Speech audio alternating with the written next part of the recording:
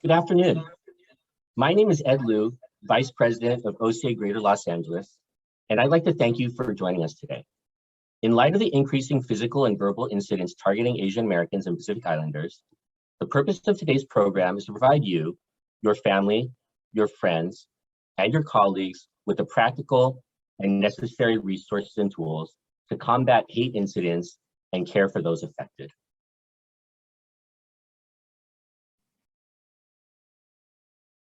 Good afternoon, everyone. My name is Arnold Lee. I'm the president of the Asian Pacific American Bar Association of Los Angeles County. And I'd like to welcome and thank each of our speakers here today for taking the time to share the tools and resources with the community, including their perspectives on how to address hate crimes and hate incidents, as well as how each of you, our attendees, can help.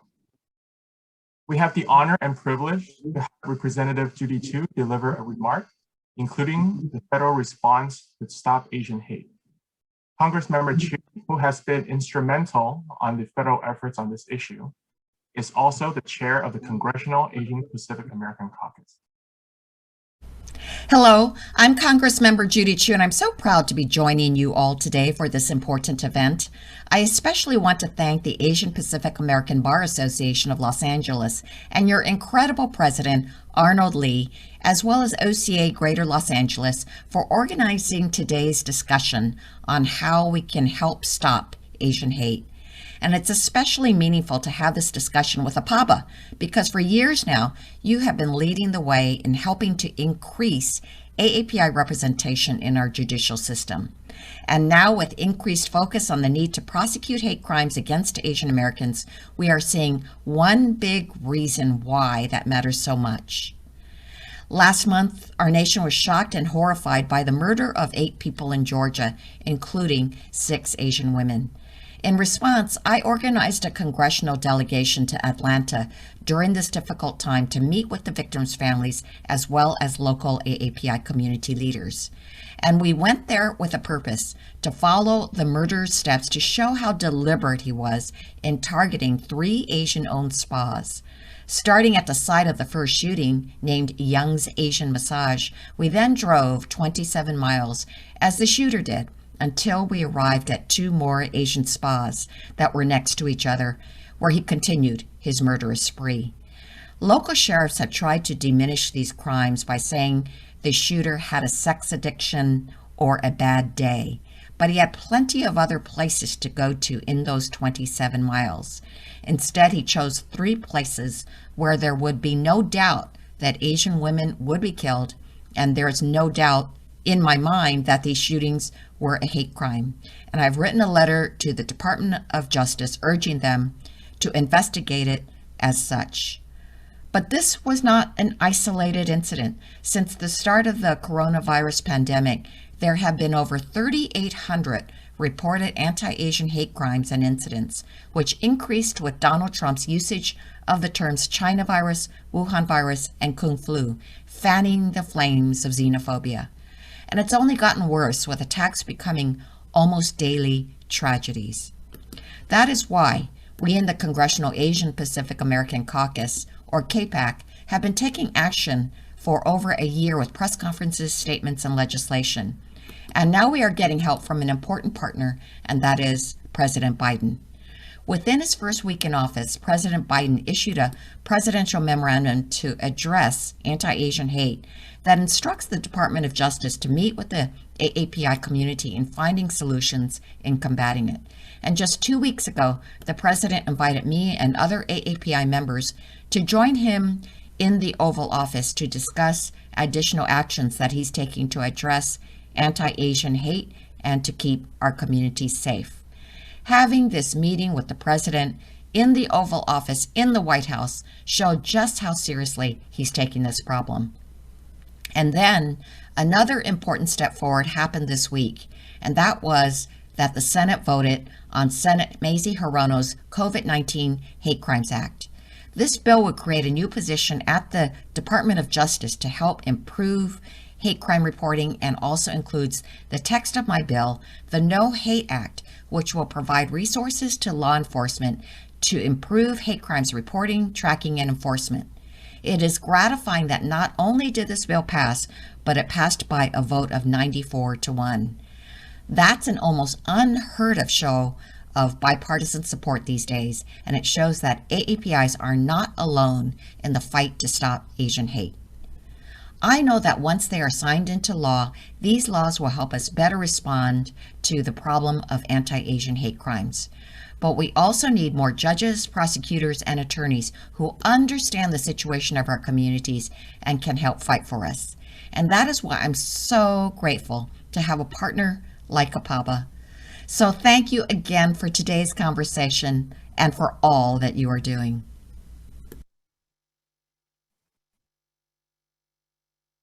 Thank you, Congressmember Chiu. We truly appreciate your leadership and all you do for the AAPI community. Our next speaker is Robin Toma. Robin is the Executive Director of the Los Angeles County Commission on Human Relations, an Assistant Director leading the Human Relations branch of LA County's Workforce Development, Aging, and Community Service Department.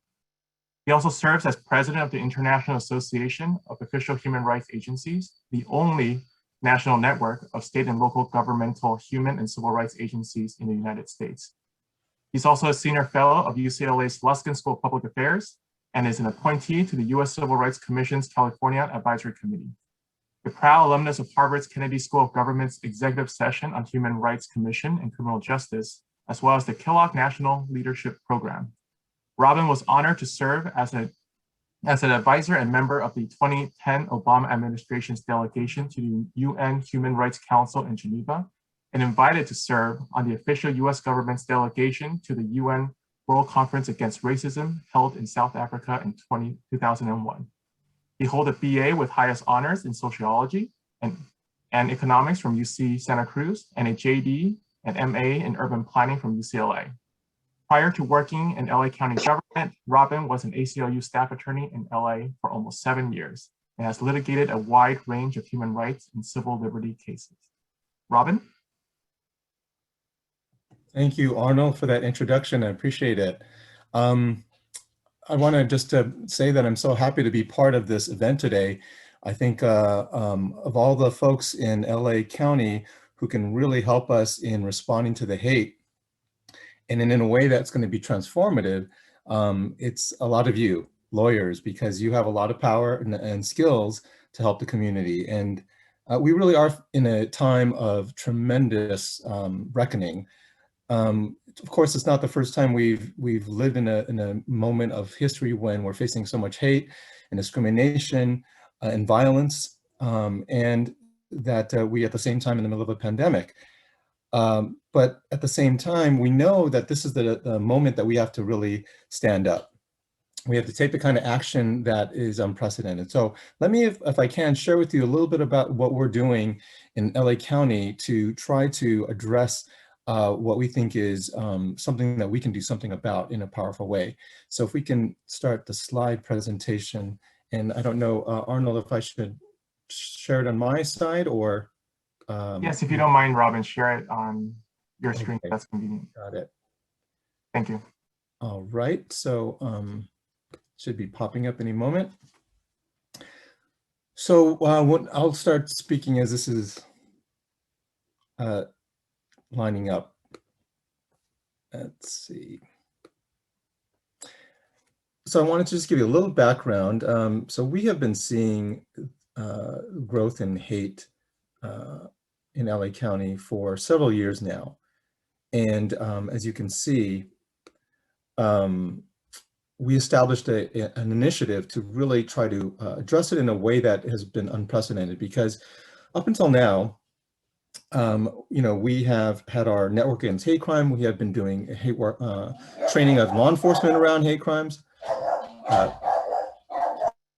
Sorry about my dog there. We have been working with a whole variety of partners to address hate. But we were seeing for the first time in a long time a steady rise in hate, all hate crime reported in LA County against all groups. And we're seeing this rise year after year. And even though it wasn't a large increase necessarily, it was moving the wrong direction. 6 consecutive years of increases.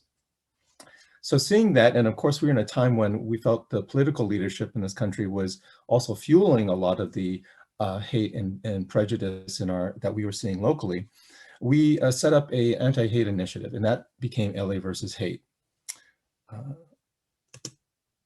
So one of the main things that we wanted to do is to recognize that, we are in a unique circumstance, not because Asians haven't experienced hate before and discrimination on a mass scale.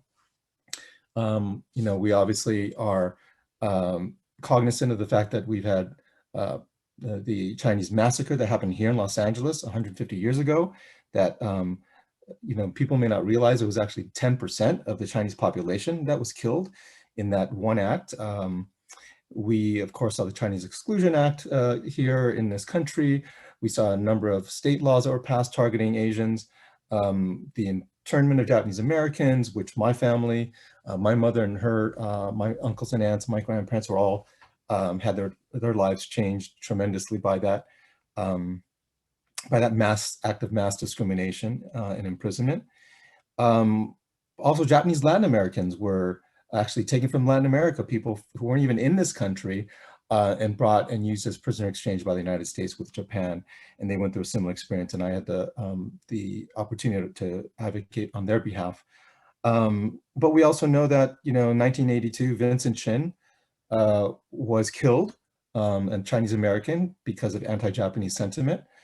We know that in 1992, the Korean American community experienced a traumatic episode, Saigu, because of the Rodney King verdict. And after 9/11, South Asians and anyone who appeared to be Muslim or Middle Eastern were targeted to create the highest level of hate crime reporting in our county in its history.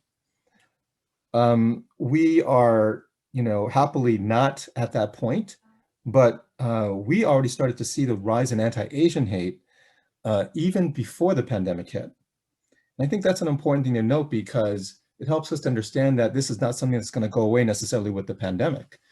We already saw a 32% increase in anti-Asian hate crime from 2018 to 2019.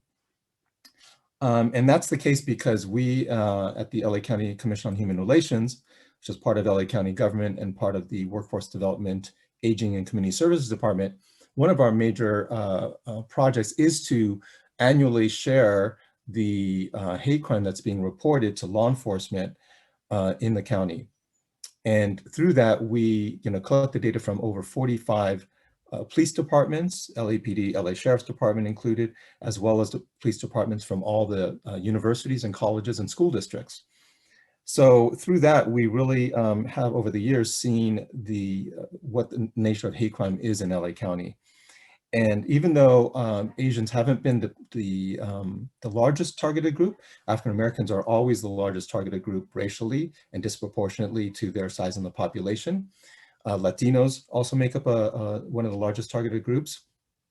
The LGBT community is targeted always among the top 4 groups, and the Jewish community as well. But we also know that there are the transgender community is often targeted with the highest rate of violence. And we also know that the Muslim community has been targeted at a higher level in our county.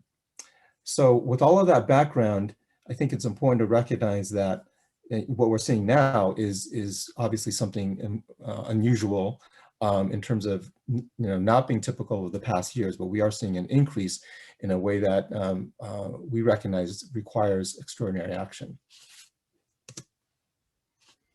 This is one example of the kind of hate that we're seeing reported to 211, which is the whole system we set up. And this is a case where you can see that it's targeting immigrants as well during the pandemic.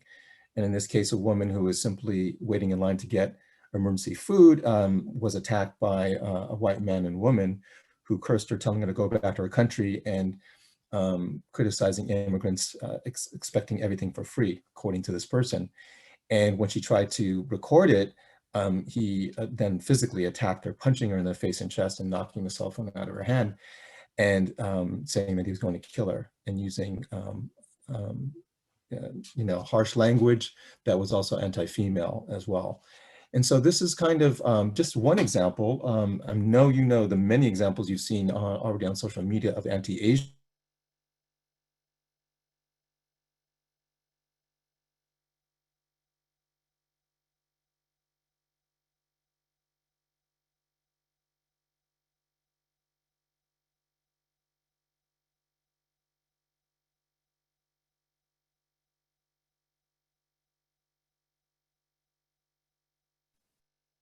Looks like we might have lost Robin. Yes. Great, you're back. Sorry about.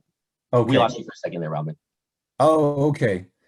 Okay, I wonder at what point. But in any case, oh, I'm just being told my internet connection is unstable. Well, thank you for flagging me, and do let me know if you're not hearing me. So I wanted to convince you that this program is so critical to changing something that has been part of our human society forever, which is a culture of not reporting hate.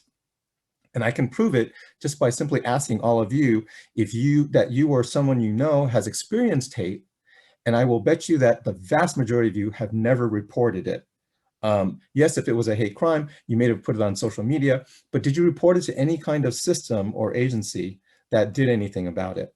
And so that is the challenge, I think, as government, is we recognize that that's been the case forever, that unless it was a hate crime up until 1990, really, there was nowhere to report it. And even then, when you report it to law enforcement, oftentimes they weren't well trained and would not even take the case.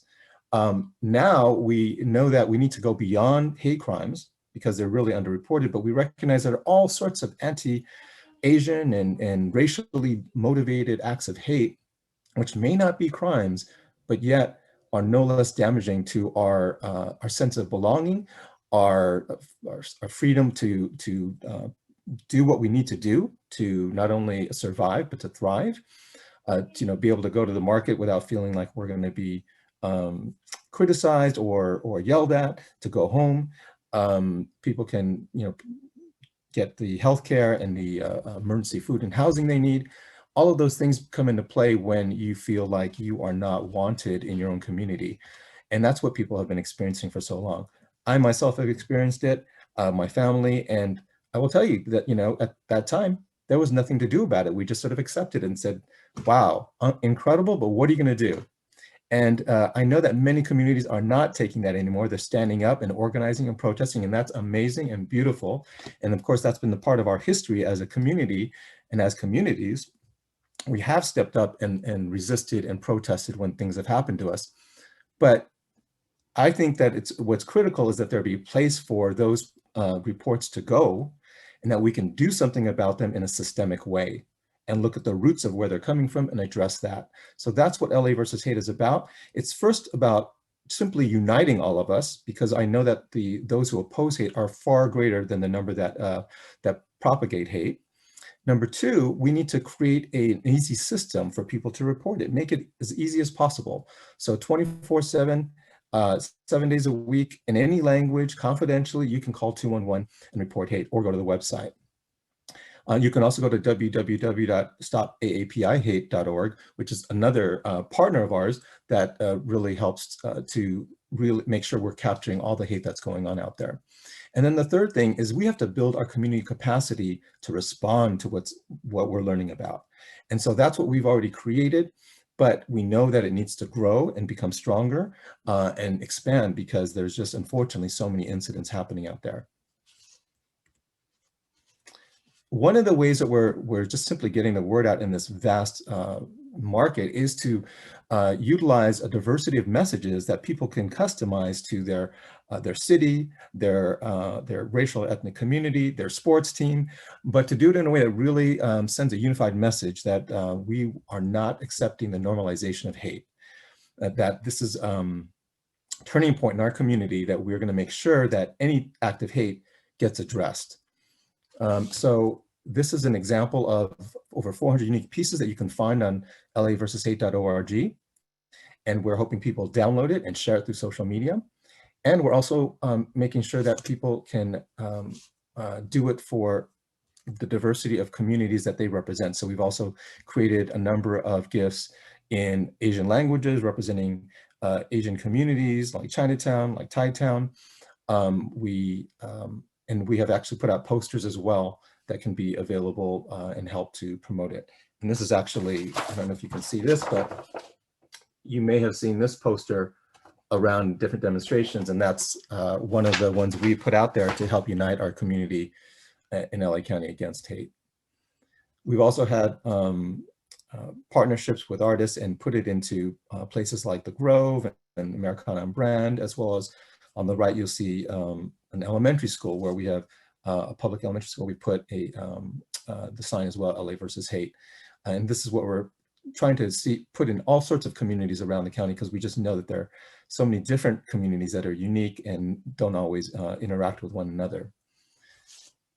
I talked about how important it is for us to not normalize hate. So we need to value and understand what's happening out there in order to address the changes that need to be made. So this gives you a list of the kinds of reports we've been getting to 2211. And you can see that it ranges from derogatory names, which make up a lot of them, but we also are seeing threats of violence, discriminatory treatment, battery and assault, bias-motivated bullying, and even sexual assault and even attempted murder.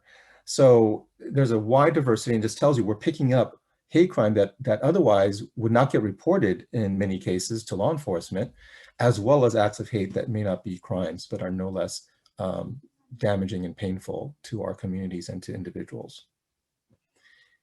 And this is to give you a sense of what we can do about it. And this is so important because we know that people won't report unless they understand the value of it, like what's going to happen if they report. And so there's on two levels we offer services. One is just simply on the individual level. We want to make sure that they get whatever they need to address what they've suffered, whether it's counseling, whether it's to help them with compensation, whether it's to pursue their legal remedies. And this is where you all come in, because in many cases, people have civil rights and rights under anti-discrimination laws that they can pursue, but they need assistance in doing that. Some cases they're facing eviction because of discrimination. In some cases, they're facing minors who are involved in hate crime, and so they need advocacy with agencies. But there's a more important level also of dealing with where does this come from and what are the systemic and structural sources of racism that we need to address. And so here's where we address with our partners the fact that we need to change business practices. And so in the case of Hong Lee, who was experienced harassment and just ugly haranguing by a man, targeting both her race and her gender, that through working with the Department of Fair Employment and Housing, we have been getting the restaurant to actually put up signage to discourage and to make clear that they don't tolerate hate in that environment, and to train their employees to be better at intervening when customers are engaged in harassment of others. So that's a really, that's the way that's going to help us prevent hate from happening there in the future. And that's the kind of thing that we are seeing and want to see in more and more restaurants and businesses around the county. We also want to make sure that where bullying or hate instances occur, such as in school districts, we want to make sure the schools are taking all the steps they need to create a hate-free environment. And so that means really training their student leaders and engaging them to step up and speak out against any kind of discrimination and prejudice that are being expressed by other students in their campuses. And that's creating the kind of climate of inclusion and acceptance that we think ought to be the place where it can be a safe environment for any student to learn. And we had a case like that early on in the pandemic. And then the last is, as an example, is working with city governments. We are working with different cities to actually step up the city's engagement and to make sure they're doing everything they can to address acts of hate that are happening within their boundaries. And so we're talking about them, about a whole variety of things they can do to really create a city that is very clearly not tolerating hate within their borders. And this just gives you a sense of our contracted partners in the Rapid Response Network. We actually have over 150 other non-contracted partners who have been helping our campaign in many different ways. But you can see the variety of different organizations that represent many of the targeted groups in our community that we have seen over the years in terms of our hate crime data. And that helps us to really reach all the culturally unique communities, as well as the geographic expanse of our county. So I'm going to end there, and thank you for listening.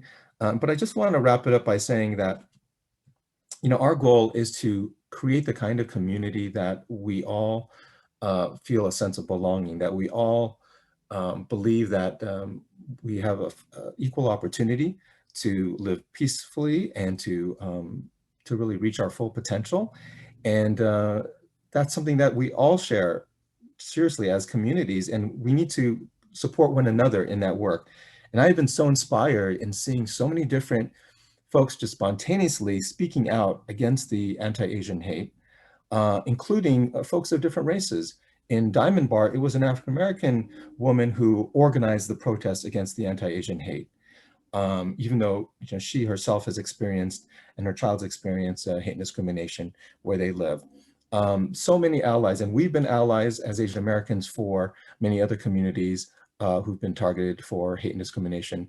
Of course, after the George Floyd murder, so many of the actions involved Asian Americans responding to the call to speak out against police misconduct and the injustice in our policing systems. And so I really believe that the kind of hate that I personally experience, and I know that many of you have to you or your family members, that's something that should not be normalized in our county. And if we all become involved and connect through our work, and we've actually created an anti-Asian hate task force as part of our action committee of LA versus hate, that we can further support and coordinate our work and take it to the next level and really connect the new generation of activists we're seeing with the more experienced generations of activists and share and support each other in the work so that we can really take the steps needed to change the experience of future generations so that they won't have to experience the kind of hate that we're seeing here. It'll be integrated into our school curriculum, ethnic studies and Asian American history. We can have a place where it's clear that there are so many allies around us, that we have many safe havens from hate. Schools are going to be well prepared, so they're not going to allow hate to happen in the first place, and make sure that there's a clear culture that is led by students that doesn't support targeting any group because of their race or gender or sexual orientation or religion. And we will be in a place that is really a beacon of hope for many communities in this country that unfortunately have less of a infrastructure to stop the hate as we do. So with that, thank you for listening, and I really appreciate being part of this wonderful panel of fellow activists. Thank you so much, Robin. Our next panelist is Esther Young Lim. Esther Young Lim is a second-generation Korean American who created booklets on how to report a hate crime in 9 different languages for the LA, Orange County, New York, and San Francisco and Oakland regions. She works full-time in fashion apparel, but is an activist in her own right and fights for equality. Her sole purpose of creating books on how to report a hate crime was to provide equity and break the concept of having a language barrier just to gain knowledge of resources that were already out there. She believes there are different aspects in everyone's lives where we see inequity, and even in a small way, we can do something about it. Please join me in welcoming Esther. Hi, everyone. Thank you for having me on, but just to quickly go over it, I created these various booklets in different languages so that people will have some sort of ammo and backing to feel confident in reporting and acknowledging for them.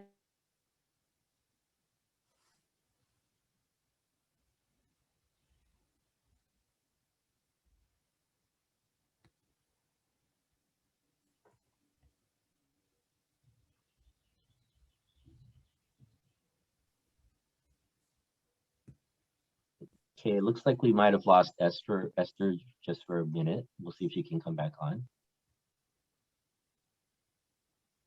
Thanks for everyone's patience.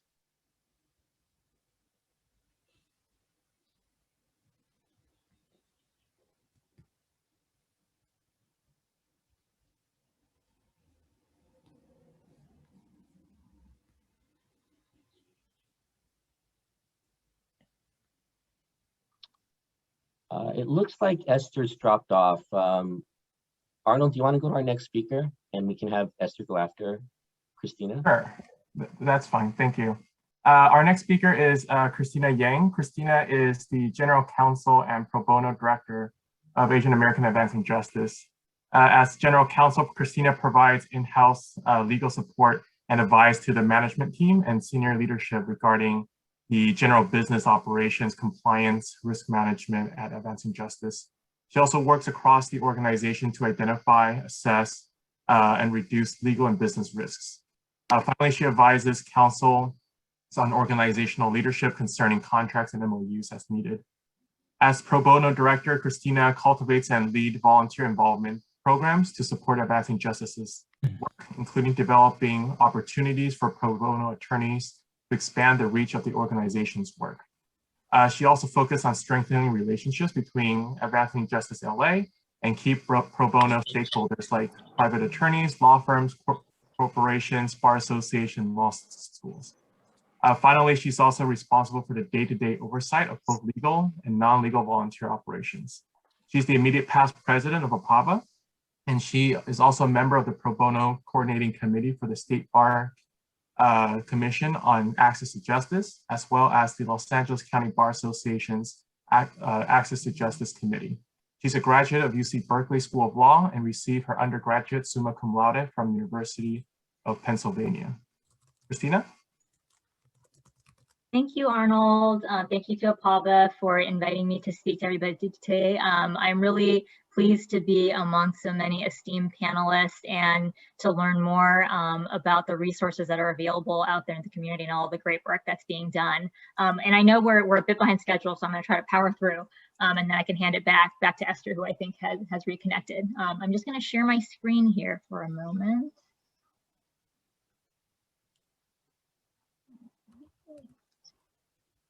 All right. I just wanted to piggyback off of Robin's great comments earlier. We are actually working really closely with LA versus Hate. And so I think it's really wonderful that we are working in concert to get our respective resources out there into the community. But as Arnold said, I am with Asian Americans Advancing Justice LA. We are one of the nation's largest nonprofits focused on serving and uplifting AA and HPI communities. And we have really seen, as Robin was mentioning earlier, a really disturbing increase in the number of calls that we're receiving and other outreach from the community in connection with anti-Asian hate and discrimination. So I just wanted to talk a bit about the resources that we have available for the community, some of the different ways that we're hoping the API community can get involved and also allies can get involved, and then talk a little bit more about some of the outreach we're doing in this area. So I think, as many of you may know, for the last 30 plus years, we have operated Asian language multilingual helplines in English and 5 Asian languages. And it's a resource that we're continuing to leverage in this moment to get the word out to the community about the staff attorneys that we have ready to help them, our new social worker case manager whose sole purpose is to focus on helping provide wraparound holistic services to folks who are experiencing hate incidents or hate crimes. It's the first time we've had a social worker on staff full time, so we're really excited to offer that resource. We also have a series of monthly legal clinics that we're actually holding in conjunction with APABA as well as CABA. Thank you to both bar associations to focus both on answering housing related inquiries from the community. As I think many of you know, with the many jobs lost and income reduced during the pandemic, many people are finding it difficult to stay safely housed. And so with the eviction moratorium in place still, thankfully folks are generally able to remain in their homes, but we are seeing an uptick in sort of unscrupulous landlords trying to use creative methods to force their tenants out, the guise of remodeling or improvements that take a long time, those sorts of things. And so we're really focusing a lot on know your rights right now and letting folks know what they can do to actually stay in their homes. And in those same clinics, we're also screening for issues relating to discrimination, whether that's in the workplace or other hate incidents or hate crime type concerns as well, to see if we can identify ways to help folks individually or to bring impact litigation. Like we have a case, for example, right now where we have pro bono counsel involved helping to advocate for a Korean elderly homeowner who had been just regularly receiving, really racist and problematic hate insults, threats really against her by her neighbors, trying to force her out. And so we have some pro bono counsel helping with that. And so those are the sorts of things that we're seeing come through our doors where we may need help in the future. And I wanted to just talk briefly about our bystander intervention training program that we're in the process of getting off the ground this month. I think some of you may have already attended preview sessions that we've had going over the last couple of weeks. We have another one in 2 days on Thursday, the 29th, and one on May 7th and May 12th as well. These are all free to attend to the public, and we do still have slots. So I will actually chat that link to everybody after I make my comments, but we really welcome you to sign up or to get friends and family to sign up. It's really focused on helping to provide tools to community members, who may or may not be AAPI, so that they feel empowered and equipped to intervene safely, of course, if they see somebody being targeted.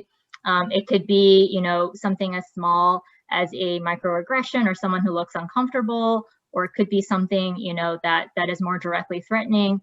But we're working with a national nonprofit called Hollaback and really embracing their core philosophy of the 5 Ds, which is distract, delegate, document, delay, and direct. Just different key things that folks can do to help generally strangers or just community members that you may see while you're out and about. And what I really like about the 5 Ds is that, it kind of follows a spectrum of actions you can take that, might be more confrontational or might be less confrontational. Like, I think many of us may have, done the first D, which is distract, without thinking of it as an intervention. You might, if you feel safe, go up to someone and ask them what time it is, or, ask them to help you with directions, or, read if parking is okay on this side of the street, just draw their attention away from the person being targeted so that that person is able to get away or get help, and just kind of remove themselves from that situation. And the training is just 1 hour. We're doing them all on Zoom right now. And so we definitely welcome you guys to get involved. And later this year, we're hoping to pivot to providing the trainings in different Asian languages and also in person, hopefully, as public health allows, and really focusing on reaching some harder to reach populations that we think could benefit from the training, like limited English proficient folks, like the elderly, whom I think we've seen, unfortunately, have been targeted quite frequently in the attacks that have gotten more attention these last few months.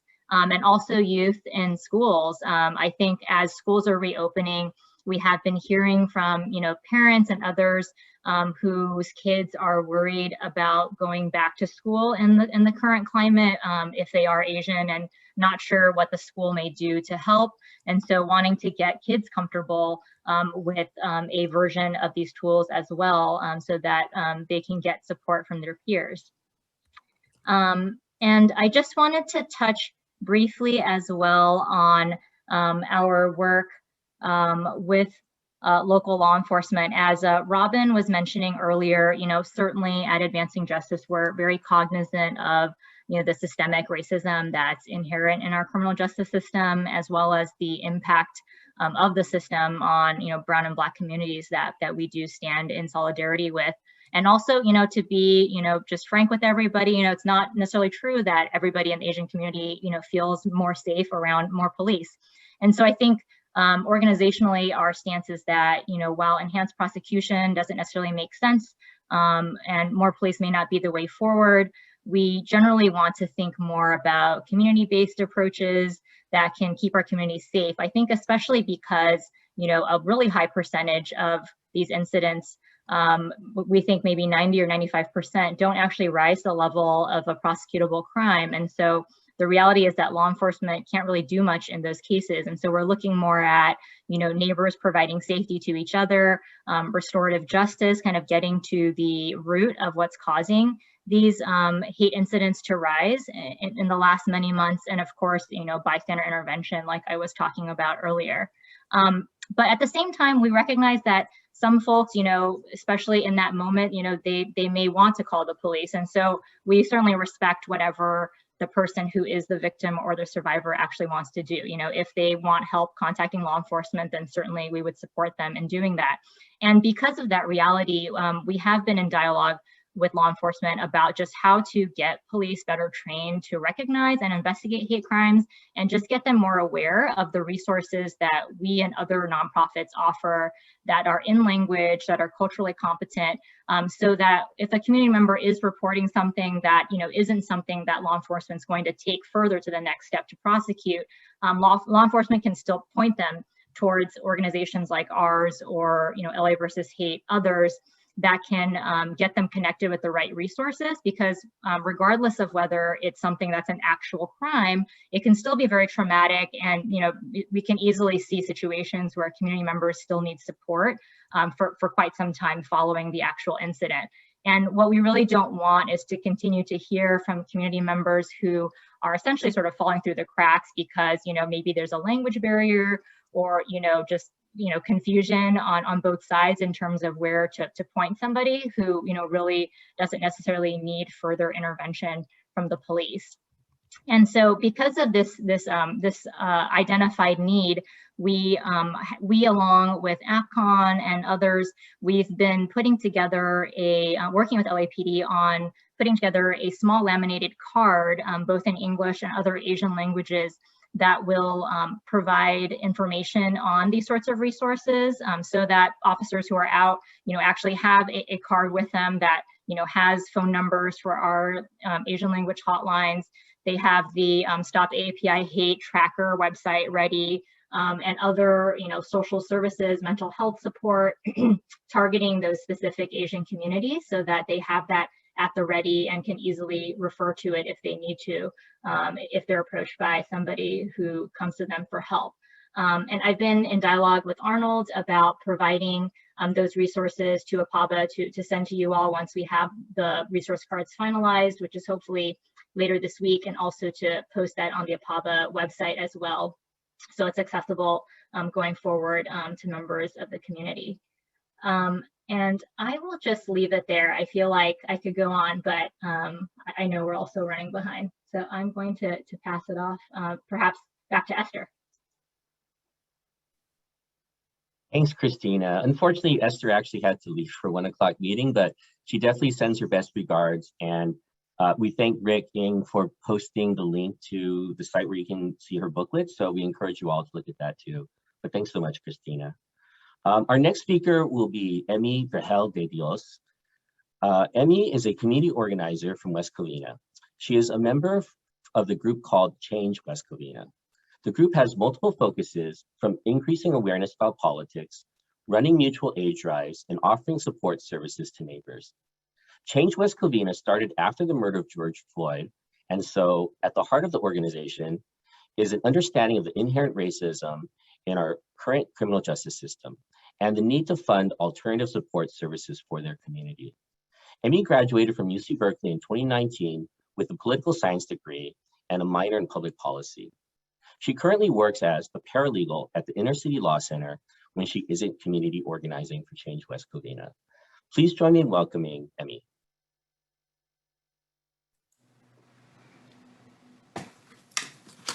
Hi, my name is Emmy. Thank you so much for that introduction, Ed. And thank you to APABA and Arnold Lee for reaching out to Change West Covina, and, you know, so that we can have our community's experiences and voices to be heard. Change West Covina, as stated, was started after the murder of George Floyd. And, you know, that really showed us just how apparent the murder of George Floyd, how blatant that misuse of power was from the police. And, you know, that was grounded in an apathetic state for the problems that are facing, like, Black and Brown communities. And so, you know, in Change West Covina, we wanted to make sure that those inequities weren't happening in West Covina, and that we could really help our community members organize and prevent those things from happening in our community. We were, as a community organization, we had to go to city council meetings, listen to public comments, listen to our neighbors, and really, you know, talk to them afterwards and see how we can help them provide the support that they need, that the city council wasn't going to give them, or that the police hasn't been giving them. So as a member of Change West Covina, we've, the first issue that arose in our community was hate-based violence against the Asian American community in West Covina. We help organize neighborhoods just so that people had each other's contact information, so that people were in open lines of communication with one another, you know, so people could share their experiences of the harassment with one another and organize behind it, change the people in power so that we can actually have things done for that neighborhood. Specifically, we helped organize the neighborhood of Sophia Shavira. She's also here, she's a fellow panelist, but they were experiencing very racially based hate violence in their neighborhoods. And Change West Covina was, you know, we had to go door to door, spend hours gathering people's experiences just so that we can, you know, show to the city council, like, this is happening in West Covina. We're not an exception to the racism that is rampant around the country, rampant in police institutions and city government. So we went to city council and we would always try to, you know, let them know that this is happening. And we were not given a very like empathetic response. And so we thank LA County versus Hate and all of the other partner organizations that have, you know, really reached out to our organization and the neighborhoods that we've been helping organize and giving them the actual support services they need. And, you know, hopefully the goal of Change West Covina and the goal of our organizing is so that we don't see these incidents happen again, and so that we have the right kind of support services and tools ready at hand to give our neighbors that are experiencing it. And, you know, it's organizations like APABA, organizations like Asian Americans Advancing Justice, and us getting to know one another and working together and really analyzing the data and collecting the experiences from one another that will help us combat the racism that's in our neighborhoods. And so I don't want to take up too much time, but from a community organizing perspective, I think the most important thing that I've learned from community organizing is that it's important to know your neighbors, to know their problems, and to know what isn't working, and to offer them the alternative support systems that are available. And to do that, we have to know each other. So, you know, thank you again so much to APABA, LA County versus Hate, and all the other support organizations that, you know, have reached out and have kindly like met with myself and my organization so that we can actually help heal and support our communities. Yeah, I'll pass it off back to Arnold. Thank you, Emmy. Next, we have Sophia Shavira. She is the daughter of a Mexican immigrant with a Mexican immigrant father. Her mother was the great-granddaughter of a former Virginia slave plantation owner. This unusual combination from an early age made her acutely aware and sensitive to discrimination, oppression, and injustice. Sophia studied at an international college in the United Kingdom, where she became acquainted with a beautifully diverse student body from 41 different countries. While studying in England, Sophia first learned of the Baha'i faith and was immediately drawn to the principles of elimination of racial, ethnic, cultural prejudice, and the imperative to strive for gender equality. They're committed to social action, social justice, and community building efforts to increase the capacity of neighborhoods to be vibrant, healthy, and safe. When Sophia became aware of the hate speech and hate crimes in her neighborhood and learned of her neighbors' emotional distress and pain, she was saddened and alarmed. She began canvassing door to door, listening, offering empathy, and starting a neighborhood watch. She reached out to 211 LA County versus Hate and joined arms with Emmy of Change West Covina. This commitment to equity and social justice is at the core of her spiritual and ethical values. Sophia?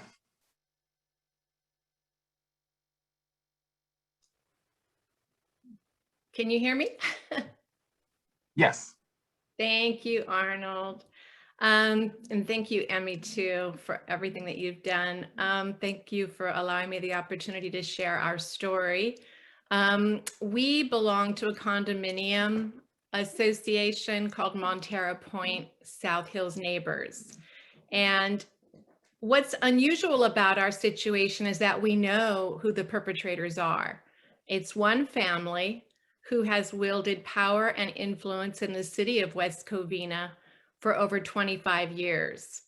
And despite alerting local law enforcement, the city council, the Community and Senior Services Commission, 211 LA County versus Hate, the FBI, the Department of Justice, just on and on and on, they are still using hate speech and hate crime against all their neighbors. In my opinion, there's not many races, there's one race, and that's the human race. And most of us in this community have fallen prey and victim to this hateful family. They have kicked my neighbor Mohammed and Amal Nasri and her family and her cousins out of the pool going back 5 years ago for being Muslim, for being Syrian, telling them to go back to their country. They attacked my Armenian neighbors using slingshots, pelting their backyard with rocks.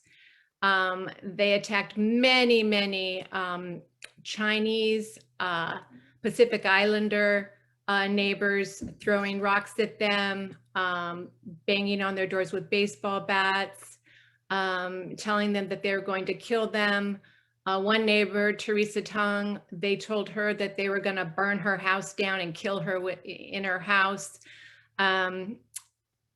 They recently started slashing tires with knives, shooting vehicles with BBs, shattering windshields.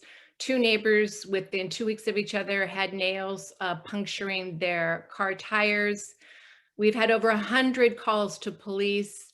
And I think when I look back at it, what delayed remedy to the situation was the initial response of not only the police agencies involved, but the victims, was a sense of denial, a sense of this cannot be because I'm different than them. So I think denial was one of the barriers to getting immediate remedy. The other was a sense of shame, because when somebody is attacked for their ethnicity or their religion or their gender preference, they have an inner feeling of shame and they just want to turn inward and hide. Not everybody who is a victim of crime has the intestinal fortitude or the courage to stand up and demand their rights. Many of the neighbors that live in this neighborhood don't leave their houses. They don't let their children play outside. This racist family has not only threatened to let their 2 vicious dogs out to attack people, but they have let their dogs out to attack 2 Asian women and a little boy. They recently moved a friend in who looks like he's a biker, and now they rain terror by riding the motorcycle around and around and around, gunning the engine, getting close to people walking in the street. And so, unfortunately, despite getting elevated awareness of this problem, we still have no remedy. The West Covina City Council, all members except one, Brian, don't want to hear what we have to say. The captain of the West Covina Police Department is videotaped stating, this is just a matter of a neighborly dispute. So I think one of the biggest barriers to remedy is that we were unable to obtain legal assistance. We did run this by 2 attorneys who wanted between $25,000 and $50,000 as a retainer for a civil lawsuit. So I think had we been able to secure a protection order early on, maybe some of this could have been resolved. And then the other barrier was that the owner of the home where the hate emanates from is currently still the president of both of our homeowners associations. So while we are very grateful for the help and support that 211 LA County versus Hate and special groups and Rick Eng and Terry McDowell and others have provided for us, we are still very deep in this fight. And that's where we are. Thank you for listening. Thank you so much, Sophia. We hope you can join us as we feature our final speaker for the day. He's a very amazing speaker, and I'm very pleased to introduce to you Salam Al-Marayati.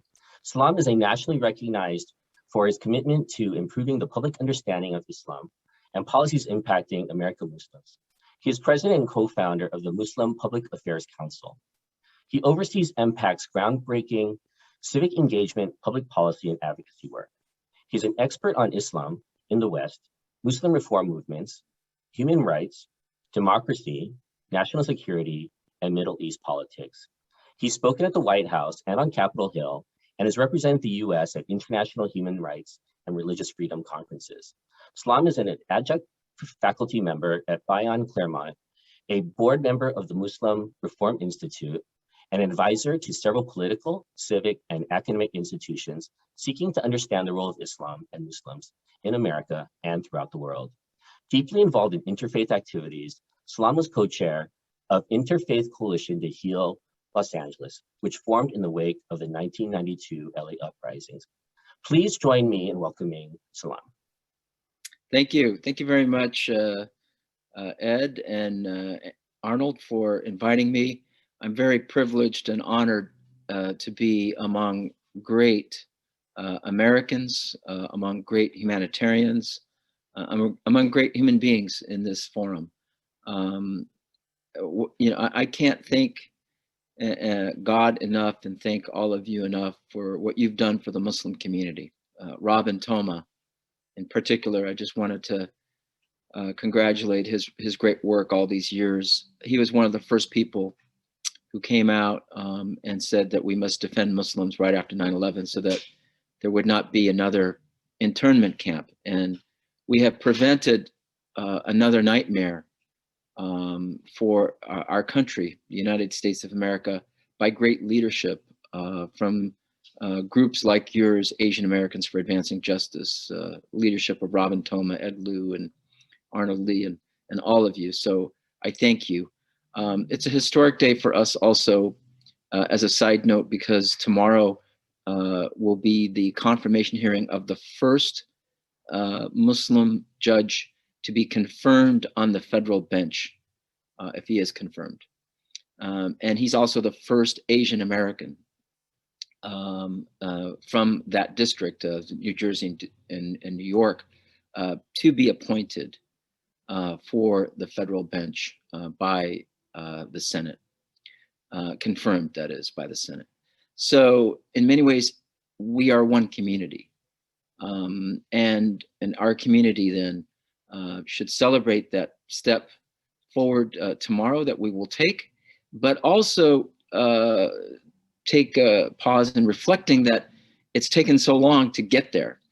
And that leads to the issue of the culture of hate. And I understand that litigation and dealing with law enforcement and criminal justice is very important when we deal with hate. But the larger problem really is the culture of hate. And how can we as groups come together to be effective in countering hate and providing an alternative to it, a model for moving forward as a country. First and foremost is the leadership that everyone here is taking. It is about being seen for who we are, because hate is infesting our environment in darkness. You know, they say in the Washington Post, democracy dies in darkness. Well, hate expands in darkness. It is that anaerobic respiration where you feel the pain and the cramp because there's no oxygen. But once we give light and we give air, then hate is going to be pushed out. And therefore, the leadership of everyone here is so critical. And leadership, including that leadership in law enforcement, that leadership in our national security apparatus, that leadership in every level of government. We all need to be seen at those levels and must be shown for who we are, how we're all contributing and representing communities that contribute to our society every single day and sacrifice probably more than other people, other groups in our society. That story still needs to be told for what we are doing in terms of the vital contributions to the pluralism of America. Number two is that we have to reinforce this model of being partners for one another. Being together forms that human chain that cannot be penetrated, cannot be pushed. And so that is very important. And if you ever need anyone from the Muslim community to stand at any place of business, any house of worship, any community center, we will be there for you. I just want to make that commitment very clear, as many of you have done for the Muslim community in the past and to this day. The last thing I want to say then is the information that we as a society is processing is still polluted with so much hatred and bias. And therefore, we need to be there telling the story, giving the news, writing about our society and providing analyses on these issues. It is the culture of hate that we have to fight. And it can only be rehabilitated and remedied with more light and more air. And that starts with our voices. So we will work with you to amplify this voice, to be known to the rest of America, to be seen for what it is. And that is a model of pluralism, of brotherhood and sisterhood, of being together for the sake of America's pluralism. Thank you very much.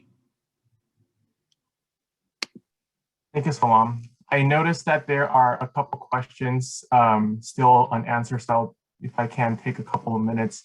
But I think both of them surrounds the question of whether or not to report. And I think it's vitally important to report, even if it does not rise to a level of a hate crime per se. And the reason being is, if this suspect commits a crime in the future, and that does rise to the level of a hate crime, we want to have all of his prior incidences documented to help proving any element of a crime that we can to help the prosecution of that person. So if there is any information you have and you have recorded it, we do encourage reporting that to law enforcement, or at a minimum 211 as well. And with that, APAVA is also working on partnering with the County of Los Angeles in providing pro bono legal services for those affected by hate crimes and hate incidences. If you're an attorney and willing to serve, please reach out to us at contactapava@gmail.com. And also, Christina alluded to this earlier, APAVA has a dedicated webpage containing all the information you've heard today, including Esther's hate crime book in the different languages, or at least a link to her books in those languages. Please visit apava.org for more information. And later this week, you'll be able to download the cards that Christina was mentioning earlier during her presentation. And with that, we just want to thank you again for joining today's program. That concludes our program, but we hope that it will encourage victims to seek assistance and curb the xenophobia and the hate that has plagued our community and nation. For attorneys, please submit the MCLE evaluation form to contactapava@gmail.com. MCLE certificates will be available within 7 days. We'd also like to thank our speakers again for sharing these resources and their perspectives. And a special thank you to Rick Ying of OCA Greater LA for his tremendous contribution in today's programming. Please also visit APAVA at www.apava.org and OCA Greater LA at www.osagla.org to learn more about our organizations or to sign up for membership. Thank you again for joining us and have a great day.